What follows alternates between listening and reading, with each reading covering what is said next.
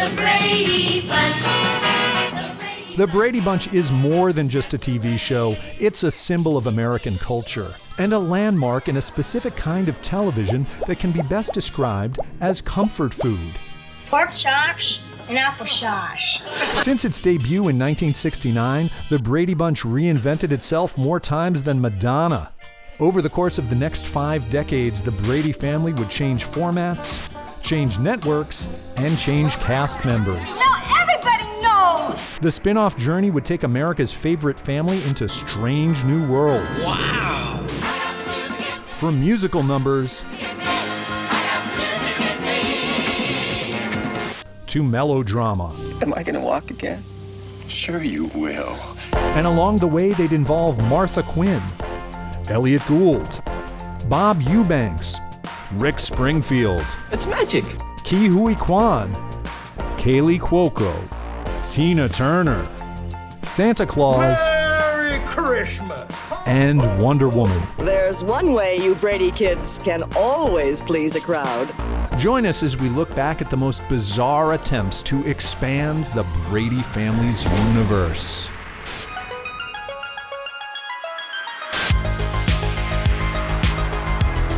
This is Behind the Backdoor Pilot, The Brady Bunch.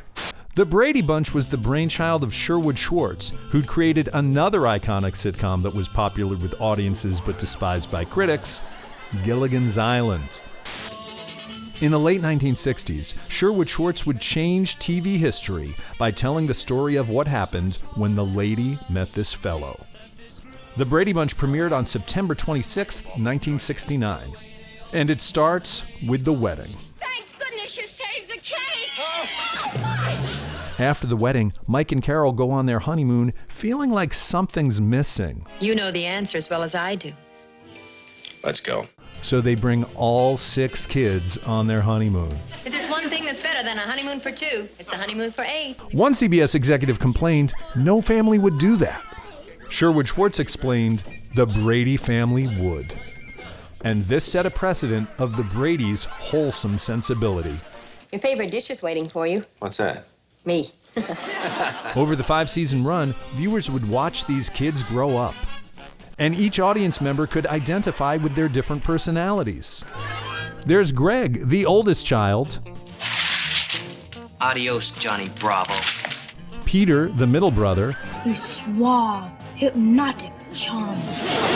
Bobby, the youngest brother. I'm a peewee. I'll always be a peewee. Marcia, the oldest sister. It's not easy being a woman. Jan, the middle child. Being in the middle is like being invisible. And Cindy, the youngest one in curls. She sells seashells by the seashore. And don't forget Tiger, the family dog. Thanks, Tiger. Just take Tiger out of here. Tiger vanished after season 2, but his doghouse remained as part of the set. During the show's initial run, the Brady Bunch was anything but a hit. The sitcom was always on the brink of cancellation. It actually gained popularity after the show went into reruns. The repeats played every afternoon when kids came home from school. The same way The Office found new viewers through streaming, the Brady Bunch was a staple of syndication for over 30 years.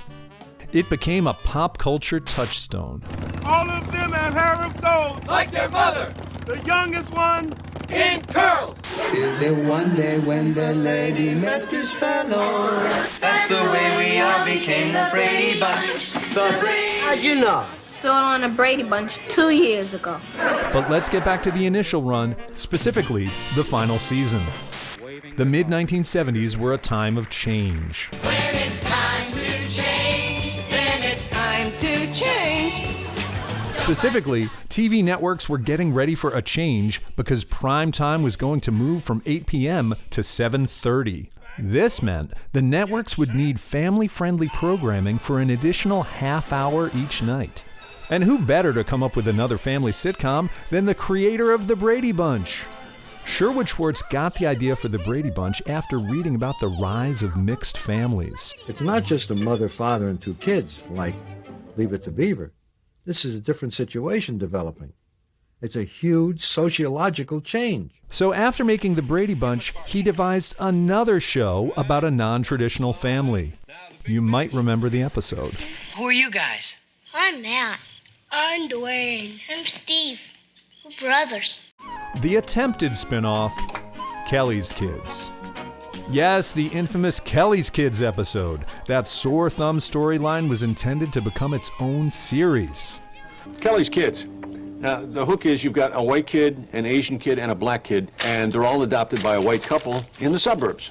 It's like the Bradys, only more controversial. Rather than film an expensive pilot, Schwartz and ABC decided to shoehorn the premise into a backdoor pilot episode of The Brady Bunch. It's 1974, the fifth and final season of the iconic sitcom. Welcome to your new family. And not long before Cousin Oliver joined the cast, the show welcomed a new family to the neighborhood. We meet Ken and Kathy Kelly, a parallel universe Mike and Carol. Ken is played by Ken Berry, who you might remember from Mama's Family. When's the last time you saw a family smarter than this one? He's joined by Brooke Bundy, who went on to play another suburban mom in the Nightmare on Elm Street saga. God damn it, Kristen, you ruin everything. Every time I bring a man home, you spoil it. Inspired by the Bradys, the Kellys want to start a family by adopting a young boy. That's Matt. Matt? He's 8 years old and all ours. And the next day, they bring home their new son, played by Todd Lookinland, the real-life brother of Mike Lookinland, a.k.a. Bobby Brady. But there's a problem. I don't want new friends. Dwayne and Steve were the best friends I ever had in my whole life. So Ken and Kathy hatch a wild idea. Adopt more kids. We thought it would be a good idea if Matthew had a brother. And not just any kids. Well, non-white kids. Miss Phillips used to call us the Three Musketeers. That's because we always played together. Another mixed family. we're short one child. That's a hint, forget about it. But unlike the Brady's squeaky clean humor, this new potential series could look at social issues like racism. 3 small boys are apt to be destructive, especially the minorities. Heavy stuff, in a 1970s sitcom sort of way. Addressing prejudice was more daring than your typical Brady plotline. It's my fault. I broke the vase. Sherwood Schwartz saw that TV was changing. By 1974, the Brady Bunch was being outshined by edgy sitcoms like All in the Family and Sanford and Son. The backdoor pilot even name drops All in the Family. She makes Archie Bunker sound like a liberal. That's the way it is, huh? Kelly's Kids did not go to series. You got to be ruthless in the TV racket. Probably because ABC didn't need a family comedy, since most networks used 7:30 as a time for game shows. Footnote, in 1987, NBC did move primetime to 7:30, and because it was 1987, they told viewers with a rap. The time's the key, you're hearing it right. Prime time moves to 7:30 at night. And if that didn't work, they aired Celebrity Reminders. NBC is moving prime time to 7:30 with comedies every night. This programming stunt was a failed experiment, but that's for another video essay entirely. Let's get back to the Brady spinoffs. The Kelly's Kids episode is not a fan favorite. Probably because the Bradys barely appear in it. You 3 are definitely not Greg, Peter, and Bobby. Some viewers even demanded that the episode be taken out of syndication due to the lack of Brady representation. Worst episode ever. Despite the hatred, this backdoor pilot may have influenced another popular sitcom. Does this shot look familiar? Seems far-fetched, but consider this. Roseanne did a whole episode about Gilligan's Island. I don't believe it! Believe it. There was even a cameo by Sherwood Schwartz. Give me the guy who wrote the Brady Bunch. I'm afraid that's me too. Anyway, here's the remarkable conclusion about Kelly's Kids. The backdoor pilot did not go to series in 1974, but 12 years later, Schwartz went to CBS and retooled the idea. Spawn of the attempted spin-off, Together We Stand. There's enough love in our family for one more child. We already have 2. Or maybe even more. More? That's right, Together We Stand was a modern retelling of Kelly's Kids, starring Elliott Gould, Dee Wallace Stone, and a group of precocious kids. And yes, the family includes future Academy Award winner Ke Huy Quan. Well, there's not what you'd call a family resemblance. Wait until you see the rest of the family. There's no doubt this is a star-studded family, but after only 6 episodes, the show was retooled again. It came back the following year as the appropriately titled Nothing is Easy. Elliott Gould had left the show, and the writers said his character died in a car accident.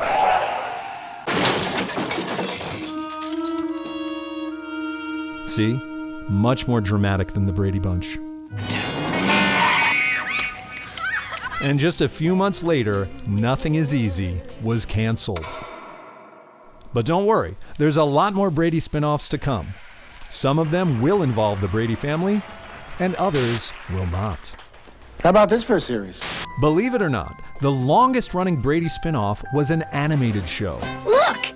The cartoon spin-off, The Brady Kids. The Brady Kids ran for 2 seasons, starting in 1972. That means it ran while the live-action sitcom was still airing new episodes in prime time. It was a golden age for Brady media. You know, I couldn't be more proud if I were the mother of the Mormon Tabernacle Choir. The Saturday morning cartoon featured the voices of the original Brady actors. Fans will immediately recognize those distinct voices. What he means is Marlin got caught by the bird catcher again. In the second season, half the actors didn't return, but the producers figured no one would notice. You see, sir, we're the Brady Kids, and this is our treehouse. The cartoon has some things that the sitcom doesn't. There are episodes featuring time travel, haunted houses, and real UFOs. You'll remember the live-action show had fake UFOs. The UFO! It's back! But like all other Brady shows, the Brady Kids cartoon has a laugh track. He's in love! The Brady Kids doesn't include Alice or the Brady parents. So rounding out the cast are a goofy dog named Mop Top, a pair of talking pandas named Ping and Pong. Cartoon content warning, they're supposed to be fluent in Chinese. Ugh. Yeesh. Oh God. And the pandas were voiced by an American actress. Plus, there's a magical bird named Marlin. I'm the only bird in the world who's always in a tailspin. And just to add another layer to the show, the Brady Kids play music. It's an extension of the sitcom. Season 3 of the live-action show established that the Bradys perform music, just like their TV rivals, the Partridge Family. Those musical numbers helped boost record sales, and by 1973, there were 4 Brady Bunch albums. But the biggest reason for musical numbers is that the cartoon was made by Filmation. See, they'd produced The Archie Show. So the animators recycled animation artwork and just drew over the Archie's footage. See what I mean? To be fair, this is a common practice for animation houses. Even Disney recycled animation artwork. Another example from the Brady Kids, their dog is just a recycled version of Jughead's pet, Hot Dog. I don't think they like that comparison. Footnote, Sugar. The second Brady Bunch movie featured a scene with the Archies song, Sugar Sugar. Was this an Easter egg about the Archies connection? Probably not. Good morning. But then again, this same movie featured a drug trip with a cameo by the cartoon characters. Oh my God, I'm tripping with the Bradys. Okay, now that you have a basic grasp of the Brady Kids cartoon, we can look at the 2 attempted spin-offs. The superhero spin-off, Wonder Woman. The animated show featured some wild guest appearances. In one episode, the Lone Ranger showed up. What puzzles me is, how did all of this happen? Another time, the Brady Kids hung out with Superman. Come on, Cindy. These were fantastical guests, especially compared to the live-action show where they had Davy Jones and Don Ho. Don who? Don Ho. Anyway, the real reason the cartoon had crossover episodes with existing intellectual properties is that the production company held the rights to the Lone Ranger, Tarzan, and characters from DC Comics. Filmation produced cartoon shows for some of the most iconic heroes. The Superman, Aquaman, Power of Adventure. The Adventures of Batman. The Flash, Hawkman. The Atom. Seems like they were developing cartoons for all the big heroes except one. I know what you're thinking. Where's Wonder Woman? Diana Prince had been around since the early 1940s, but she'd never appeared on TV until an episode of The Brady Kids. Wow! Where did the Wonder Woman come from? This was years before the live-action series with Linda Carter. It even predates that TV movie with Kathy Lee Crosby. Wonder Woman's episode of The Brady Kids was another backdoor pilot. Like a Trojan horse, they introduced a new series within an existing show. I'm afraid that wouldn't be honest. The episode begins with Jan going to the local university where she meets a mild-mannered employee. Hi, I'm Diana Prince, the administrative assistant. Can I help you? Suddenly, Diana Prince must excuse herself from desk duties to perform superheroic actions. This is a job for Wonder Woman. Wonder Woman successfully rescues a sinking ship and gets done just in time to return to her day job. Now to get back to the university.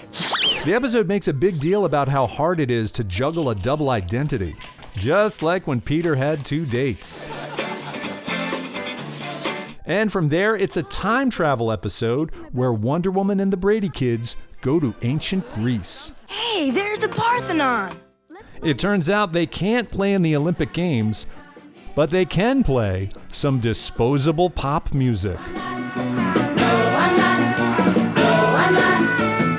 Once the song is over, Wonder Woman brings the family back to 1970s America, where the Bradys belong. We're back. Naturally. This episode does an okay job of introducing Wonder Woman, and that's no easy task. Just ask Joss Whedon. In the end, the Filmation Wonder Woman did not get a spin-off. But 2 years later, the Brady Kids cartoon was canceled, and guess what ABC used for its replacement? It's the world's greatest super friends, Batman. Wonder Woman finally got a Saturday morning cartoon. I think it's time for a little rope-a-dope action. Footnote, this wasn't the last Wonder Woman Brady Bunch connection. Fun fact number 1, you remember the Brady's dog Tiger. One of the dogs who played Tiger showed up in an episode of Wonder Woman playing a dog named Tiger. Tiger, you take care of her, and if she's in trouble, you come and find me. Fun fact number 2, you know who else had a guest role on Wonder Woman? Jan Brady herself, Eve Plum. In the episode, she plays a young woman who gets into trouble with a rock star played by Martin Mull. Isn't he a fox? He's been using hypnotic flute music to brainwash women into becoming cat burglars. Fun fact number 3. My favorite connection between the Bradys and Wonder Woman. Both were involved in strange 1970s retellings of The Wizard of Oz. Working at the car wash. Working at the car wash. Yeah. We'll get to the Variety Hour shortly, but first, let's look at another backdoor pilot episode of the Brady Kids cartoon. The cartoon crossover spin-off, Mission Magic. In the second season of The Brady Kids, there's an episode titled Teacher's Pet that introduced a new character named Miss Tickle. Miss Tickle. Get it? Mystical. So fake Greg asks the question on everyone's mind. Who is Miss Tickle? She's a school teacher. We studied magic together once. Yes, she's a teacher with a magical chalkboard and a quirky cat named Tut Tut. In this backdoor pilot, Miss Tickle teams up with the Brady Kids. Hi, Miss Tickle. We're the Brady Kids. Hi, Brady Kids. And they are immediately won over by Miss Tickle's superpowers. Gosh, a school teacher who does magic. I wish we had teachers who could perform magic. We get it. She should have her own series. The whole gang goes on a flying adventure. Then they end up in Africa. Oh boy, this is great. We're in Africa. And the episode ends like a lot of backdoor pilots by reminding viewers how much fun was had.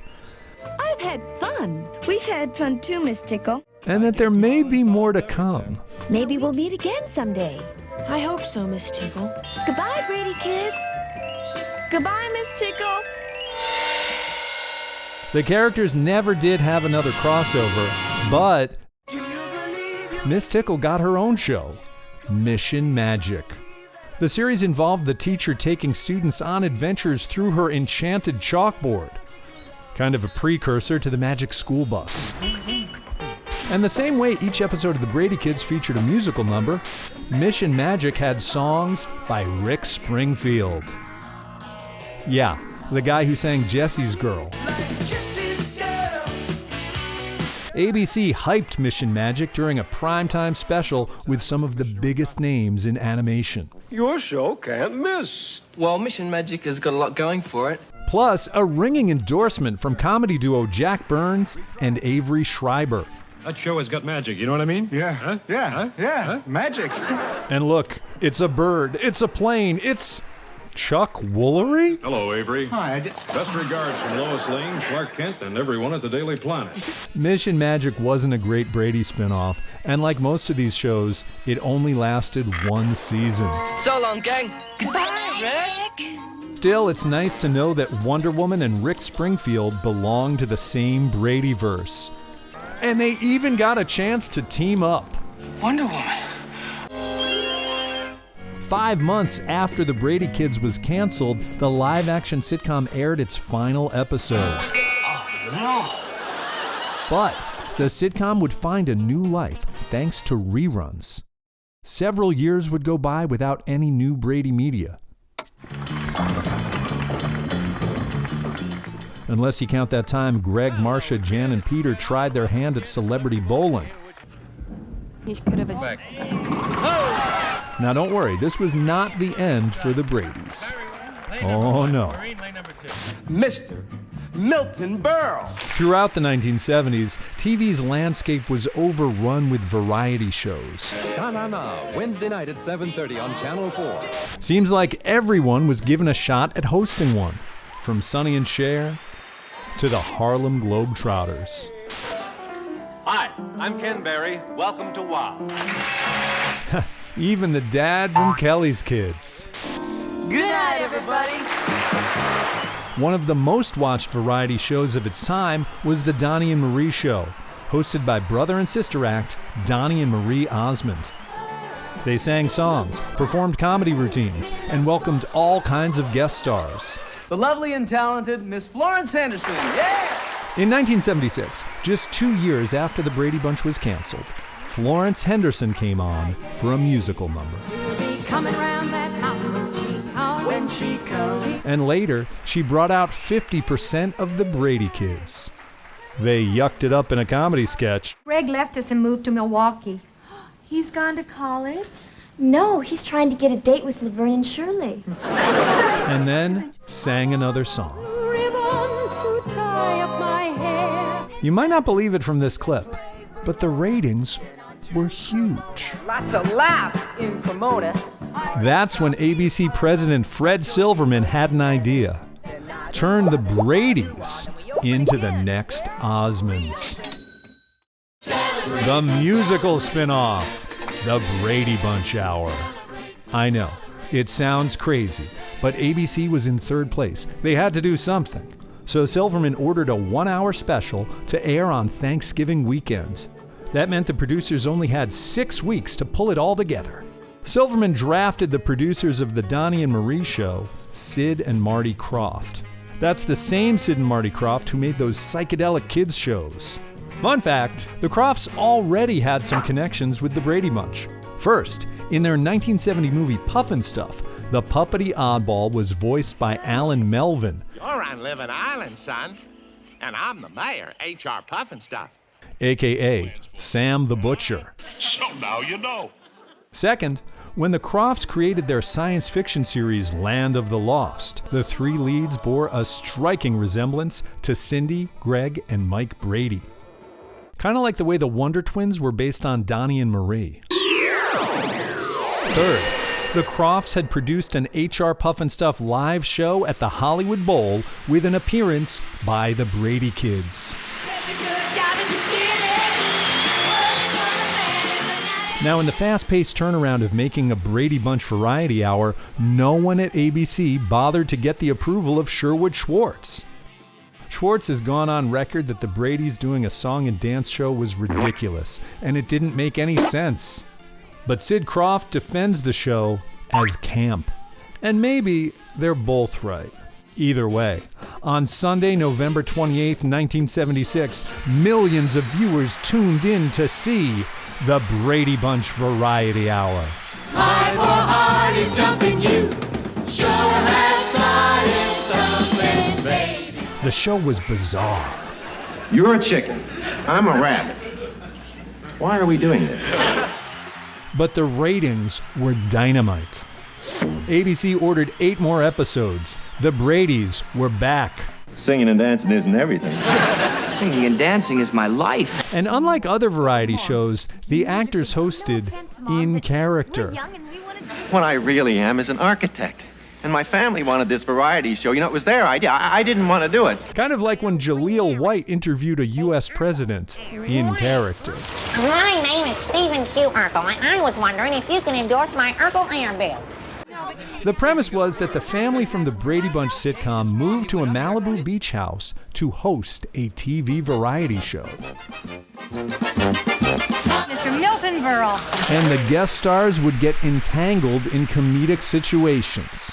Like when Carol Brady thought Mike had the hots for Charo. If this is what you want, this is what you get. Coaching, coaching, coaching! Or that time singer-songwriter Paul Williams tried to get with Carol. I'm in love with you. You what? He's what? When Sid and Marty Krofft produced the Donnie and Marie show, they added spectacle by including an ice skating rink on set.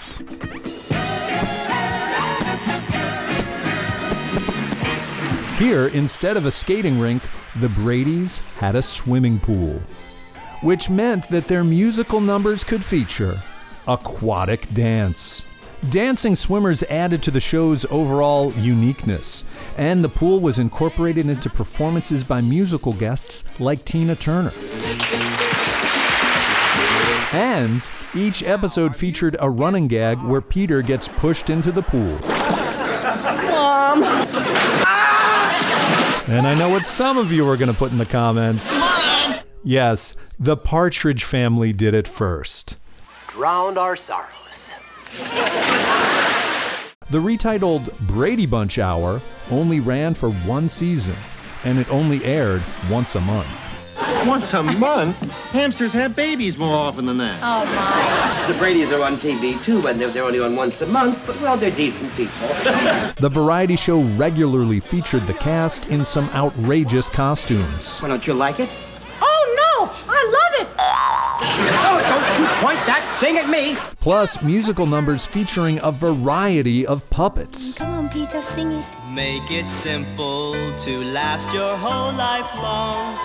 Okay? Okay. Possibly reused from the Sid and Marty Krofft vaults.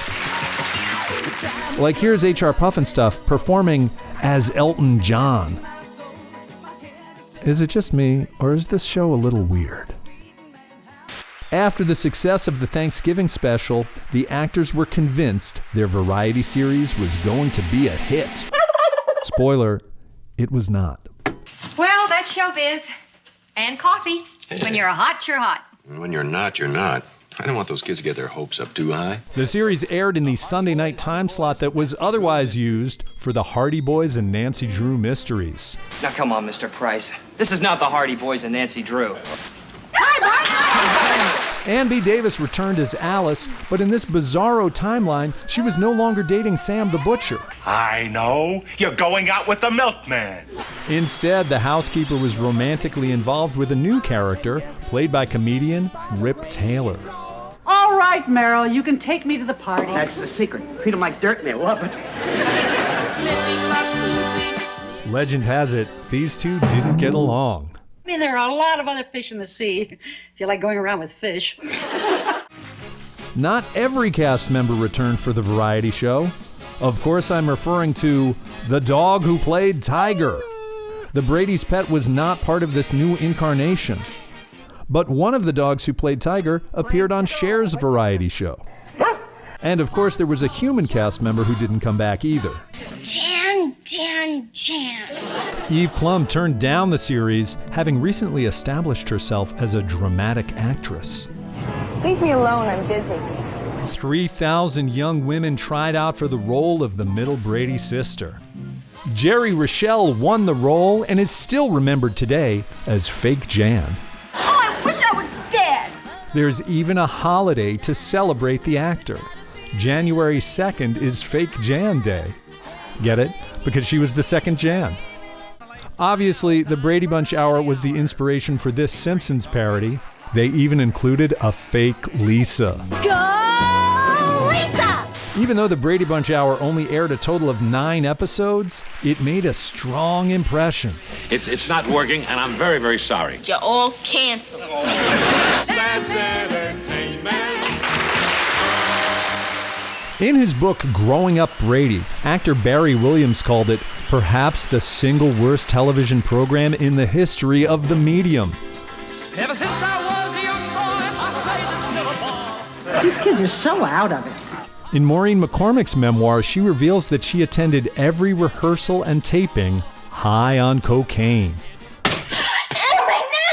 And in her book about the variety show, actress Susan Olsen wrote, "It's one thing to be in something that just sucks, but when it sucks so bad that it actually makes history, that's kind of cool." The absolute hit. Oh, I could just roll up in a little ball and die. And make history, it did. In 2002, TV Guide ranked the worst TV shows of all time. The Brady Bunch Hour was number 4. In case you're wondering, that's right between the XFL and Hogan's Heroes. This is really embarrassing. While the Bradys were doing the hustle, Sherwood Schwartz had found success at NBC. He made a Gilligan's Island reunion movie, and the ratings were outstanding. It's such fun being together again. And the next thing you know, reunion movies became a popular trend in 80s TV. Join the celebration in a world premiere Sunday night movie. Outstanding. We're rolling in the aisles for I Dream of Jeannie 15 years later. The Monsters' Revenge. The return of old characters is the TV equivalent of comfort food. It's like catching up with an old friend. Plus, it's a safe bet for big ratings. Some of these reunion movies even led to a renewed series, like the new Leave It to Beaver, which ran for 4 seasons. Of course, not every reunion movie got a series. Bested by that much. But here's one that did. Reunion number 1, The Brady Girls Get Married. The Brady Bunch reunion was developed in an unusual fashion. Sherwood Schwartz wrote a 2-hour movie called The Brady Girls Get Married. And like the title suggests, Marcia and Jan get married. Oh, not to each other. Meet the grooms. The movie reveals that Jan has become an architect, just like her dad. And she's been dating a college professor, a real straight arrow named Phil. Philip is preferred, but Phil is possible, but Philly, no, never. Meanwhile, Marcia had never settled down. She felt self-conscious that her younger sister was getting married before she was. Enter Wally. Wally Logan. Marcia Brady. For now. Marcia falls in love with this crazy guy. And the movie ends with the entire Brady family coming together for a double wedding. For everyone involved, it's an emotional reunion. And just like going to a real wedding, we get to catch up with everybody, learning that Greg became a doctor, Peter's in the Air Force, Bobby's in college, and so is Cindy. Plus, Sherwood Schwartz spent a large portion of the budget rebuilding the old set, because he knew that for fans, the house is a character in the show. Some of you might have recognized the house when it appeared in the horror movie Bug. But the biggest surprise of the movie is Robert Reed agreeing to come back. Fun fact, Reed had hated the sitcom's light comedic tone. I'm getting cold feet. His dissatisfaction is detailed in every Brady Bunch book, and especially the tabloid movies. His anger was legendary. I'm not asking for Shakespeare. I'm asking for competent comedy writing, not this pie-in-the-face Gilligan's Island crap. You are such a hack, you couldn't write a damn grocery list. This is Gilligan's Island in the suburbs. And now we return to the world as penned by dimwits. You get it. He hated the show. Well? And yet, Robert Reed returned for The Brady Girls Get Married, and this time, he was easy to work with. He was a pussycat in that 2-hour show. He was wonderful. Sadly, this would be the last time we saw the entire cast together. Aww. You remember Fake Jan? Well, future reunions would feature Fake Cindy, Fake Marcia, even Fake Sam the Butcher. Sam, don't you ever do anything like that again. But back to The Brady Girls Get Married. It was a no-brainer for a fun TV movie. Until NBC president Fred Silverman had an idea. Yes, the same Fred Silverman who brought the Brady Bunch Hour to ABC was now the president of NBC. Congratulations. At the last minute, after the print ads had gone out, Silverman decided that instead of airing as a single TV movie, The Brady Girls Get Married would be re-edited into 30-minute chunks. He had one other note when he read the script: make it a weekly series. Then we're agreed. Agreed. Agreed. There's a problem. What? The reunion spinoff, The Brady Brides. At first, Sherwood Schwartz didn't know how to turn the idea into an ongoing story. But around that same time, he'd been pitching another sitcom about two married couples who move into a house together because neither can afford it on their own. This is just the kind of house Philip and I would like to own someday. Yeah, Wally and I were saying the same thing. And that's the way they became the Brady Brides. Yes, the same way an unproduced Lethal Weapon script was turned into a Die Hard movie, the new Brady sitcom was made of recycled material, in more ways than one. The Brady Brides was less about the brides and more about the grooms. And I thought living with you would be difficult. I was wrong. It's impossible. Thank you. Two opposite personalities living under one roof and driving each other crazy. Fill up. Almost forgot to do my exercise. Basically, it's The Odd Couple. Because apparently, America can't get enough Odd Couple. But don't get the wrong idea, The Brady Brides wasn't just an Odd Couple ripoff. The character of Harry is a Different Strokes ripoff. What you talking about, mister? Of all the Brady spinoffs, this one really wallows in sitcom tropes. Now, when I bring Professor Thompson home this afternoon, Gladys had better be moved out. Oh, fish! How admirable! I'll just be running along. The series would occasionally include guest appearances by other Brady Bunch cast members, like when Alice came over to borrow some nutmeg. Hi, girls. I just came over to borrow some nutmeg. Or when Carol taught the girls self-defense. 1, 2, 3, ha! 1, 2, 3. There's even an episode where they go on the Newlywed Game with Bob Eubanks. Well, we're having fun, aren't we? But that just wasn't enough to attract a regular audience. And the show had problems behind the scenes. Well, I'd ask what happened, but I'm not sure I want to know. Once again, in her 2008 memoir, Maureen McCormick admits that she was getting high on cocaine throughout the production. And her drug addiction was becoming a big problem. It's getting bigger by the minute. After just 6 episodes, The Brady Brides was canceled. Aww. By now, you're probably noticing a pattern. The Bradys would make a big comeback, but their spin-off wouldn't last very long. It's almost as if the Bradys were under a curse. Before we move on, we need to take a moment to look at the least discussed Brady spin-off, a footnote in the Bradyverse. The forgotten footnote spin-off, Move It. During production of The Brady Girls Get Married, Sherwood Schwartz pitched a spin-off about the moving men who brought in Jan and Marcia's furniture. I mean, with him, it's rush, rush, rush. With me, it's caution, it's skill, and it's easier on the back. Come on. The presentation pilot was included in the Brady Bunch box set. Does that mean it's canon? Or maybe the Schwartz estate was hoping it's not too late for someone to greenlight it. How about this for a series? Sounds good to me. Sounds good to me. Sounds good to me. Sounds good to me.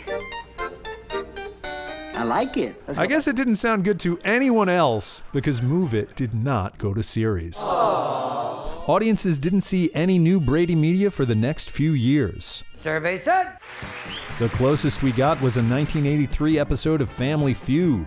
Soft lips, Florence. Lucky. Yeah. And the 1984 movie Footloose, where a TV set is showing the Brady Kids cartoon. Then, in 1988, the fans got a very special Christmas present from Sherwood Schwartz. Reunion number 2, A Very Brady Christmas. 6 years after the Brady Brides ended, Sherwood Schwartz had another idea for a reunion movie. He proclaimed, "There is nothing more American than holidays, and no family more American than the Brady family." And that led to A Very Brady Christmas. This time, the family was moving to CBS, making the Brady Bunch one of the few TV families to appear on all 3 major networks. For the Christmas movie, 5 out of 6 Brady kids came back. Susan Olsen turned down the job when she found out that Maureen McCormick and Eve Plum would be getting paid more than she was because they'd been on the Brady Brides. So Cindy was played by Jennifer Runyon. Is this still the Bradys? Who you might know from Charles in Charge. Or as the co-ed Venkman had the hots for in Ghostbusters. Perhaps you could come back this evening, say at 8 o'clock? I was just going to say 8 o'clock. The other absentee cast member is Alan Melvin as Sam the Butcher. The actor had a conflict because of his busy voiceover career. I'm Dinky. We is the Dalton gang. The plot for A Very Brady Christmas involved Mike and Carol trying to find each other the perfect holiday gift. What if this year Yeah. everybody came back for Christmas? And so the reunion begins with 16 Bradys under one roof. This has all the makings of a kooky comedy with Mike and Carol trying to host so many Bradys. There's even an airport montage with Alice rounding up all the kids. But eventually we discover the picture-perfect family has some dark secrets. What's the matter? I don't know where to begin. Jan's marriage is on the rocks. My blanket, my fish. Bobby is dropping out of business school to become a race car driver. Greg! Greg's wife chose to spend the holidays with her family instead of We went his. to your folks last year. Marcia's husband lost his job. Peter won't propose to his girlfriend because she's his boss. Cindy is tired of her family treating her like a child. Even Alice has her share of drama. Alice. So, Sam walked out without saying goodbye. Heavy stuff for the holidays. But the biggest surprise comes on Christmas Day. A building that Mike designed is in trouble because the construction company cut too many corners. From what we understand, there are 2 men trapped in the cave-in. Mr. Brady tries to help, but gets stuck inside. And when he can't find his way out, he's guided by voices. Joyful and triumphant. Specifically, the angelic voices of his family. Because those Bradys know how to sing. Shake, shake, shake. Shake, shake, shake. Shake your booty. I don't think the Variety Hour is canon because the later spin-offs act like it never happened. Sort of like how the later Halloween sequels act like the 6 films in the middle don't exist. Anyway, Mike gets out and Christmas is saved. And because it's the Brady Bunch, you know everything will get resolved before the closing credits. Greg's wife rejoins the Bradys. Peter and his girlfriend propose to each other. Peter, will you marry me? Bobby admits that he's racing cars, and his parents are kind of okay with it. Right now, this is what I need to do. Fair enough. Marcia's husband gets a new job with a little help from his father-in-law. He makes toys. You sell them. You can be late for breakfast. Jan and Philip get it on in the den. And fake Cindy reveals her resentment. I didn't really want to come home for Christmas. You didn't? Footnote, at the start of 1981's The Brady Girls Get Married, Mike and Carol had just dropped Cindy off at college. You haven't said 5 words since we left Cindy off at college. 7 years later, she's still in college. Is Cindy attending some National Lampoon University? 7 years of college down the drain. And last but not least, there's Alice. Her husband comes back dressed as Santa. Oh, Merry Christmas! Probably to disguise the fact that the actor looks nothing like Sam the Butcher. Well, that's all right, Santa. Whoever you are. We wish. A happy ending for everybody, except the TV critics, who hated this movie. Uh-oh, here it comes. One reason to go abroad for the holidays, CBS is presenting A Very Brady Christmas. But bad reviews didn't keep people from tuning in. A Very Brady Christmas got a 39 share, meaning 39% of all televisions that were on that night were watching the Brady holiday reunion. It became the second highest rated TV movie of the season, getting beaten out by an even more dramatic CBS movie. You've got to get help. The Karen Carpenter Story, next. The network was delighted with the Brady's ratings. And Sherwood Schwartz offered to make a few more Brady movies so that once or twice a year, America could check in with their favorite family. The whole family together. Yeah. But the network needed programming. At the time, CBS only had 2 shows in the top 20. So instead of the occasional TV movie, the Bradys would get a weekly series. The soap opera spinoff, The Bradys. Let's start with casting changes. Susan Olsen rejoined the show as Cindy. And exiting the cast was Maureen McCormick. After playing Marcia for nearly 30 years, McCormick passed. According to her memoir, the money was great, but the script was absolutely awful. I just don't think I should play the part, that's all. I guess Maureen McCormick could just say no to bad scripts, because now she was clean and sober. The swelling is gone. Your nose is back to normal. This time around, the part of Marcia was played by Leah Ayres, a.k.a. Jean-Claude Van Damme's love interest in Bloodsport. I have to go. I know. And rounding out the cast was some Gen X catnip, former MTV VJ Martha Quinn. If it feels right for you to be here, then you should be here. She started as Bobby's girlfriend and later became a Brady. I do. But more important than the new actors was the show's new tone. Oh, honey. They're giving us 6 months to vacate the house. 6 months? Oh, no. The Brady Bunch started as a sitcom, then became a cartoon, a variety show, another sitcom, and now a primetime melodrama. Well, right, Alice. This is a soap opera. This hour-long drama was sometimes referred to as Brady something, because it evoked the seriousness of TV's hit drama 30-something. Gary's dead. What? In the very first episode of The Bradys, Bobby gets into a car crash. On the end of the straightaway, turn and becomes paralyzed. Mike Lookinland. Am I going to walk again? In the most dramatic performance of his career. You heard that right. The most dramatic performance of Mike Lookinland's career. And to be fair, it is more dramatic than the time he ate too many snacks at Kings Island. Didn't I warn you two about eating everything in sight? Yeah, but next time you ought to warn us a lot harder. Bobby's car crash was just the beginning. Each week introduced the Bradys to a new serious topic. Now, we all know TV shows can tackle heavy issues, but watching the Bradys for drama is like going to a fast food place for salad. It's a good time for the great taste of McDonald's. You can get it better somewhere else. A good example of the Bradys' melodrama can be found in the episode titled Bottoms Up, aka the one where Marcia starts drinking. And the script packs in as much drama as possible. Mom, what's wrong? What's wrong? Well, for starters, Marcia is upset. I never should have stopped working. Her husband loses his job, again. I thought you were doing so well. Yeah, that's what I thought. She snaps at her kids. Stop the racket! She snaps at her sister. So frankly, I don't see what your problem is. And yells at her mom. Mother, I am trying to teach them some responsibility. In short, Marcia is driven to drink.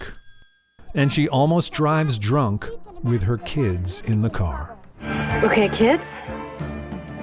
Where to? Meanwhile, Carol is wondering where her daughter is. Wally, where is she? I just wish Marcia would get here. Where is Marcia? How long can a shower take? Marcia! And when Marcia finally does show up, she embarrasses everyone. Let's go for the Brady's! Aren't they great? But because this is the Brady Bunch, by the end of the hour, she's turned her life around. Marcia admits she has a problem. I have to get help. And her brother, the doctor, offers his medical opinion. I think it's time for professional help. All right, then, let's get her some help. The good news is Marcia meets with a professional. The bad news, it's with her sister, the professional DJ. Thanks, Cindy. Yes, instead of going to rehab, Marcia goes to KBLA and bares her soul to the morning drive time crowd. Without love.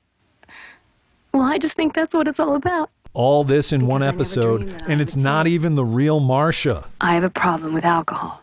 Heavy stuff that presumably no one asked for. Maybe that's why the hour-long drama featured a laugh track. Mommy's outside crying. I didn't do anything. Okay, you two stay here, okay? And even if I did, I won't do it again. In the next episode, Marcia's drinking problem disappeared. Oh, now stop it. These are samples for the customers. Kind of like how Tiger disappeared at the end of season 2. Tiger. Whatever happened to that dog? The same formula was applied every episode, with the Bradys facing a new issue each week. From now on, pal, you don't even exist. That's the best news I've had all day. But there was one arching storyline: Mike Brady's new career. He ran for public office. You got yourself a candidate! Almost every episode dealt with Mr. Brady's career as a councilman. Surprisingly, there's no episode where his opponents threatened to expose Councilman Brady's sordid past as the host of a variety show. Now cut that out! Ba-dum-bum. I don't think I understand. Ultimately, the show suffered from a poor time slot. The mature themes made it seem like a 9 p.m. drama, but CBS aired it at 8 o'clock on a Friday. That meant the Bradys was competing against another non-traditional family show. Whatever happened to predictability? The original Brady Bunch paved the way for a mixed family show like Full House. And ironically, Uncle Joey and Uncle Jesse destroyed the Bradys in the ratings. Oh, no. After just a handful of episodes, CBS pulled the plug on the weird Brady dramedy. By this time, a clear pattern has emerged. Every few years, America gets reintroduced to the Brady family. The special event gets big ratings, so it becomes a regular series.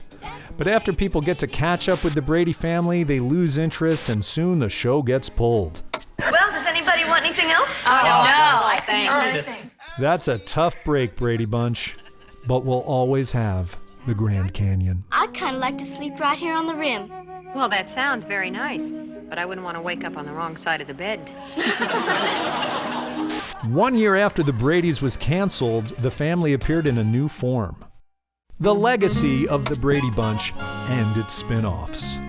Mom, I'm 16. When are you going to stop worrying about me? When you're 60. The real-life Brady Bunch was a postmodern parody from Chicago's Annoyance Theater. Episodes were performed on stage without changing a word of the original television script. Sounds great, Greg. Florence Henderson explained why the sitcom was so ripe for parody. We took every word of that show so seriously, and we were really sincere, and I think that's why it's so easy to parody today. Some critics hated the live show, while others compared it to Andy Warhol's pop art. The cast included Andy Richter and Jane Lynch. And it was produced by Joey and Faith Soloway, who would go on to make another show about a family, Transparent. The real live Brady Bunch was part of America's Brady Renaissance. Brady's were part of pop culture, and so were Brady Bunch parodies. One of the best Brady Bunch parodies was on the short-lived sitcom Day by Day. Today, the series is remembered as an early role for Julia Louis-Dreyfus, and for the fact that they did a hilarious Brady Bunch episode. Our story begins with lazy college student Ross neglecting his schoolwork because he's become obsessed with the Brady Bunch. Whenever I have a problem that seems insurmountable, I turn to the Brady Bunch for guidance. The bulk of the episode is a dream sequence where Ross ends up living in the show. None of your beeswax! But he soon discovers there's no place like home. Like, you've got to help me. I'm trapped in the Brady dimension. The episode brought back the original actors playing Alice, Mike and Carol, and there's Marcia. I'm running for president of student council. And Peter and Bobby. We never ride our bikes. We just fix them. You might have noticed one Brady boy was missing. Where's Greg? Funny you should ask. 6 years later, actor Christopher Daniel Barnes would get cast as Greg Brady on the big screen. All right, everybody out. This is a car, Jack. Well, of course this is a car. But my name's not Jack. It's Greg. Throughout the 90s, there was a rash of feature film comedies based on TV shows from the 60s. The Brady Bunch movie is the breakout hit. The film has a funny script, an excellent cast, and a good understanding of the source material. Marcia, Marcia, Marcia! What really makes it work is that the film has a point of view. The Brady Bunch movie was more like a big screen version of The Munsters, except the neighborhood weirdos were a wholesome family who were stuck in the 70s. A family that's happy all the time? Not possible. It's at once a loving tribute and a sassy parody. What did you say your name was again? Bravo. Johnny Bravo. The movie really reflects people's ironic appreciation of the show. Dinner's ready? Oh, my nose! A year later came the second film, a very Brady sequel. We Bradys have to stick together or we'll fall apart. Much like that house of cards. The entire cast returns for more tongue-in-cheek retro comedy, complete with musical numbers and references to the variety show. Get it? He got pushed into the pool. After seeing this video, you're going to appreciate all the Easter eggs in the Brady Bunch movies. Like, these outfits are the same colors the kids wore at the Hollywood Bowl, which might be an Easter egg in Guardians of the Galaxy 3. One word of advice, send Sandy to a special school. Some fans thought the film's tone was more mean-spirited than the first one. I thought it was a little mean-spirited. I thought the first one was very funny. Quite rich coming from Rosie O'Donnell, who had a cameo in the sequel. You know, maybe I should slap someone. Sure, Jan. And guess what? There's even a third film, The Brady Bunch in the White House. This one rarely gets talked about. It's the forgotten Brady movie. Good night, Mr. President. Good night, Mrs. Vice President. This made-for-TV movie premiered on Fox, which meant the Bradys had aired on all 4 major networks. Wow! Even for a Brady Bunch project, there was a lot of recasting. All 6 kids are played by different actors. The Brady Bunch in the White House might have been inspired by the election storyline in The Bradys, since the original series never dealt with overt politics. Unless you count that time Henry Kissinger visited the set. I'd never thought of it quite like that. This movie didn't have the same impact as the first 2 films, but it did have Greg writing a love song for his on-screen crush, Veronica. Veronica, Veronica, Veronica, Veronica, Veronica, Veronica. Which might have inspired this love song in the Super Mario Brothers movie. Peaches, peaches, peaches, peaches, peaches, peaches, peaches, peaches, peaches, peaches. As time went on, the Bradys continued to appear in new mutations. Like this really weird episode of The X-Files. Get ready for the most bizarre X-File ever. What the hell? It's a very Brady X-File. The Brady Bunch show up in songs by Weird Al. That's the way they all became the Brady Bunch. And even Spinal Tap lyrics. Brady Bunch parodies would appear in the usual places like Saturday Night Live. Marcia, Marcia, Marcia! And movie spoofs on MTV. You like playing games, don't you? I'm a Brady. It goes with the turf. There were also Brady references in unexpected places like Monday Night Raw. Mrs. Brady is the guest host on Raw. Who's the new general manager? Gilligan? Don't you ever disrespect Carol Brady or the Brady Bunch. Now, you get out. Go on, go on. Plus, there were multiple TV specials about the making of the Brady Bunch. In 1995, CBS aired an hour-long show using Super 8 footage that was filmed by the child actors, complete with commentary and confessions from the stars. I sort of saw Eve as like the untouchable older woman who, I liked Eve. I was attracted to Eve. CBS also produced Growing Up Brady, featuring Adam Brody as Barry Williams, a.k.a. Greg, and Kaylee Cuoco as Maureen McCormick, a.k.a. Marcia. You're the greatest brother a girl ever had.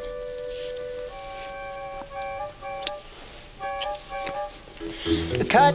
It's a story of young sitcom stars in love. All this, plus a weird Davy Jones impersonator. You're even lovelier in person. What? It's Davy Jones.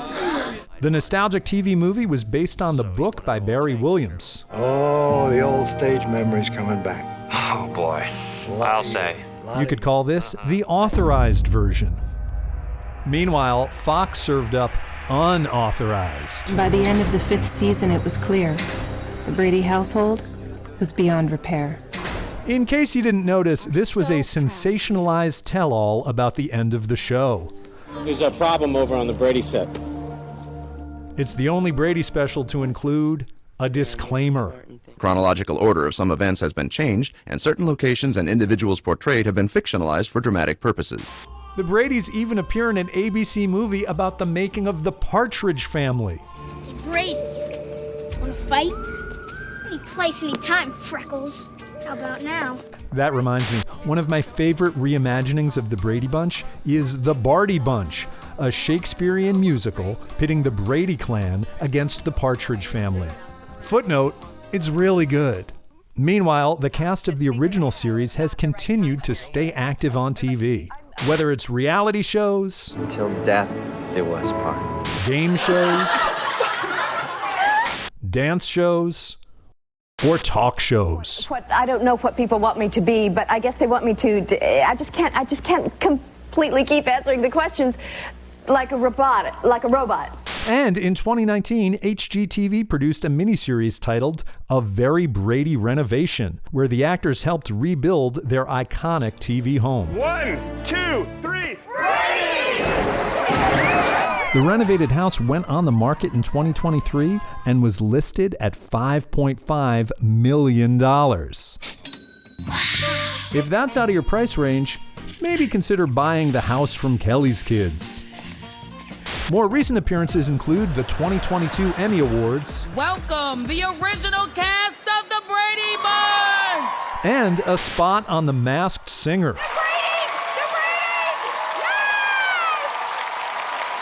Greg, Peter, and Bobby. Because it's canon that those Bradys can sing.